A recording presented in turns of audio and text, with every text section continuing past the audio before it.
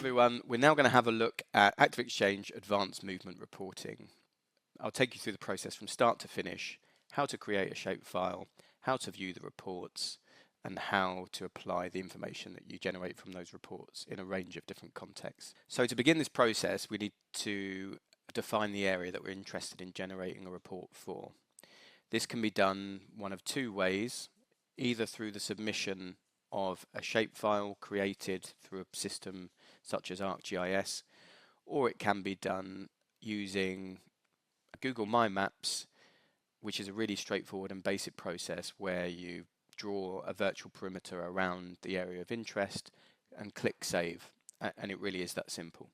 Once that's done, that can be shared with us, and the team can then use that to generate the reports to help you understand about the visitors to any place or space of interest anywhere in the world. I'm going to show you an example of some completed reports which have been saved into an account on the platform.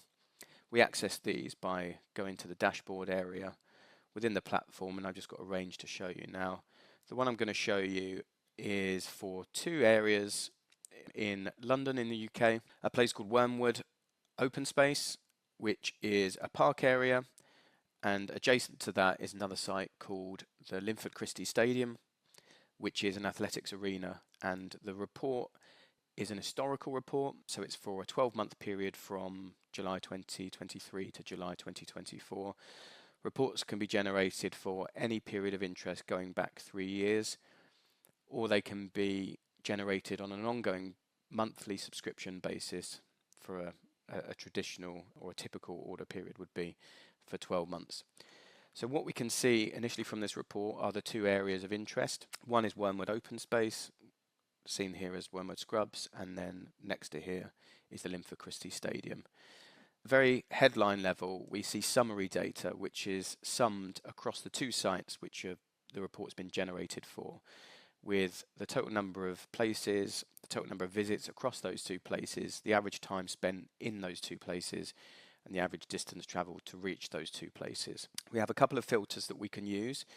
The first allows us to analyse either one, both in this case, or as many individual places and spaces across your reporting as you may have. So if you had 30 spaces, they would all be listed here, and you would see the data summed at this level. So if you're responsible for a geographic area such as a municipality or local authority area, then you would see the total aggregated number of visits across all of your sites that reports have been generated for. But if you want to specify and just look at one particular place, you can just select only this from the site, and the data will recalibrate, and you'll see the specific data for the defined area. The other filter that you have available is the date range. So as I mentioned, this is a year's reporting from July to July. You can select any time period within the broader reporting period. For example, we could select just July 2023 as the start and end date, or any other time period, and then the outputs would recalibrate and adjust accordingly. So here we can see the area which is the report's been generated for, and then as I scroll down this page, you'll see a daily visit count for the entirety of the reporting period. So 365 days in this instance. If you had an annual report as a subscription, each month on average 30 days would be added to your report as you go along. What's really good about the way this platform works is you can right click on any of the dashes and click export, and that will export the raw data for the individual graph or chart that you're viewing at that particular time. If we click through to the next tab, we see a more detailed analysis of that data. So over the whole of the reporting period, in this case a year again, these are the average daily visit counts across each of the 7 days of the week. Again, we can change the filtering to look at a specified time period within the wider reporting period to look at the average visit count, say during the summer holiday period. Here we see visits by weekdays and weekends. Here we have visits by hours of the day and visits segmented by time periods throughout the day. So of all the visits during the reporting period, these are then segmented by dwell time, so the amount of time that individuals have spent within the shape itself. So if it's a park, how long people spent in the park. This can tell us lots of different things going to be used in different ways. For example, if you have a high proportion of visits that are less than 15 minutes, we can infer from that that people are potentially using it for, utilitarian purposes, travel to or from school or work, for example, or things like dog walking, where you go through a park or around the perimeter of a park and then out again. If you have a high number of visits for a longer period of time, for example an hour or more, that can help us to understand that this is a destination, a place where people are going to spend some time. Therefore, if we own and operate a place, an open space of this nature, we might want to ask questions around, do we have adequate toilet provision, or is there a potential to commercialize that period of stay through, food and drink concessions, for example, or for advertising. The time of day visits, if we're interested in understanding or consulting with our communities, then this can tell us when the optimal time to go and meet and connect with those communities are. It can also give us some idea around inference of usage as well. If you have lots of people early in the morning, lots of people around the end of the working day, again, it tells us potentially that people are going there either before or after what they're spending most of their day doing. The third output helps us to understand how people use the space. So Wormwood Scrubs Open Space is a relatively large urban park, and it's used by lots of people in lots of different ways. There is specific infrastructure within this wider site. So, for example, children's play areas, woodland areas, as well as areas of special scientific interest where they don't want people to be spending time. This heat map, if I zoom in, you'll see, shows us how people use and move around the space. It shows us which path routes are popular and where people are dwelling. So you can see around this area here, which is a children's play area, that this is an area that's heavily frequented. If I zoom out slightly, and you can see on the east of the site over here, you'll notice that this area is red. It's woodland area that's heavily frequented by dog walkers. And then you can see this area here, which has little or no activity. This is the area of special scientific interest where people are not allowed to go. So it gives you an understanding of not only where are people using, but what are people not using as well. The fourth output, and where this gets even more interesting, is where we start to understand who the visitors are, which communities they've come from, and where those people live. Because we're tracking a large number of devices over a long period of time, those devices are tracked their overnight location over a period of months, which allows us to infer the home location of those devices. From that, we track those devices to everybody that's been within that polygon during the reporting period.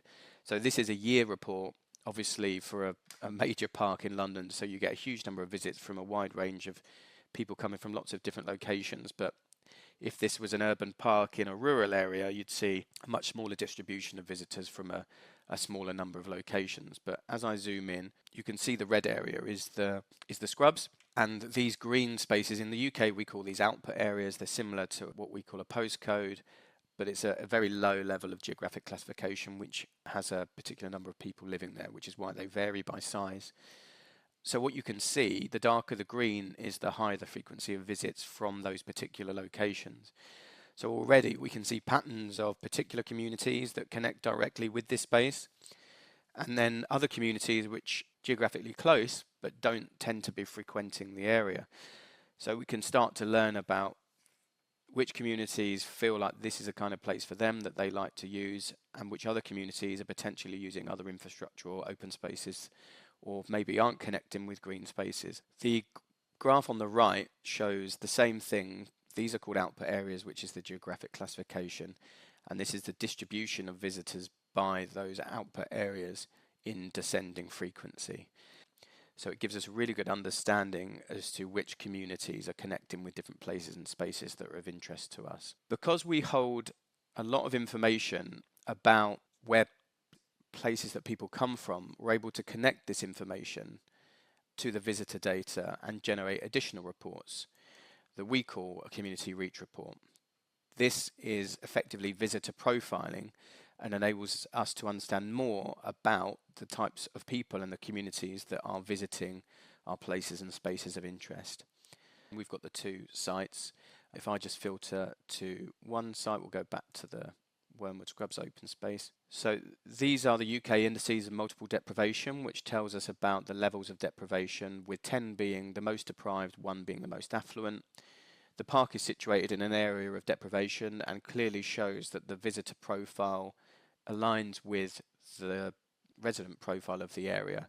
So the visitors are coming from the most deprived areas, which shows that this particular site is having an impact in providing a positive experience for communities in the most deprived parts. Here we see the age distribution of visitors, the likelihood of them having a disability compared with those people that come from the catchment area, which in this case is a 15-minute walking catchment, the likelihood of them being born overseas, of speaking another language, and the distribution of visitors by distance travelled. So we can see nearly 40% of people come from less than 15 minutes walking distance, but a significant number, just over a quarter, are travelling from more than 5 kilometres away in order to reach this space. What we're able to do with these filters is learn more about the different types of people from different places that have attended or visited this area. So we can do that by distance. So we're only interested in people that have come from far away to learn more about them. Or perhaps we're actually interested in those people that have only come from a short distance away, and the filters will adjust accordingly. Or we're only interested in people that have come from a particular local authority or municipality, or an even smaller geography, and that will give us an interesting insight into the profile of those people. But say we want to reach those people, say we want to know more about those people, how we can connect with them, and how we can ensure that provision meets their needs and inspires them to access these different places. We do this through the appending of what's called Experian Mosaic profiling data to the origin location of where the visitors have come from.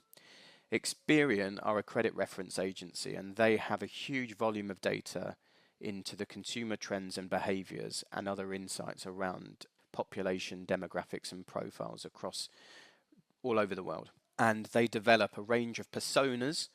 These are archetypes, types of people, and each of us will be assigned to one of those types, and it tells us as organisations interested in inspiring and engaging with different communities some really useful insights, particularly for those who want to market or communicate with and connect with and provide for different people.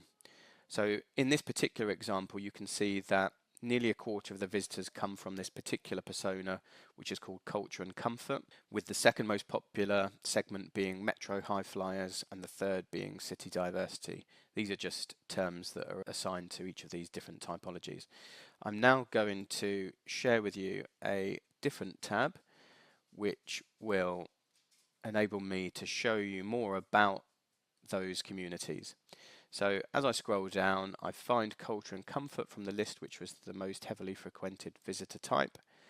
And it tells us about those type of people. It tells us the distribution of the age of those visitors, the likelihood of them being in a relationship and having children, the type of home that they live in, their educational attainment, the level of income that they have, their communication preferences, how much time they spend online, how much time they spend on things like social media, what they like to do in their spare time, where they spend their holidays, what supermarkets they most often use, how much shopping they do online, whether or not are they large or small donators to charity, and their transport preferences.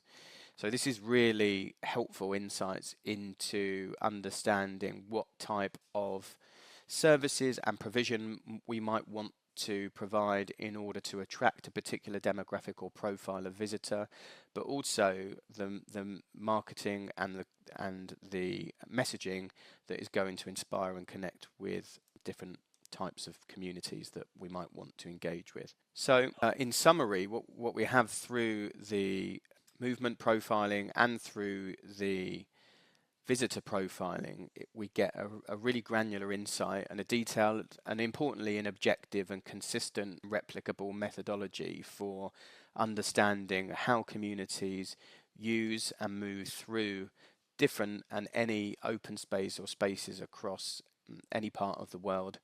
It enables us to prove the impact of our work. It enables us to direct our resources from a strategic perspective or from an operational perspective to drive efficiencies, maximize revenues, and deliver the best outcomes for our communities. Hopefully you found that interesting and useful. Please contact the ActiveXchange team if you'd like to know anything else. and get in touch.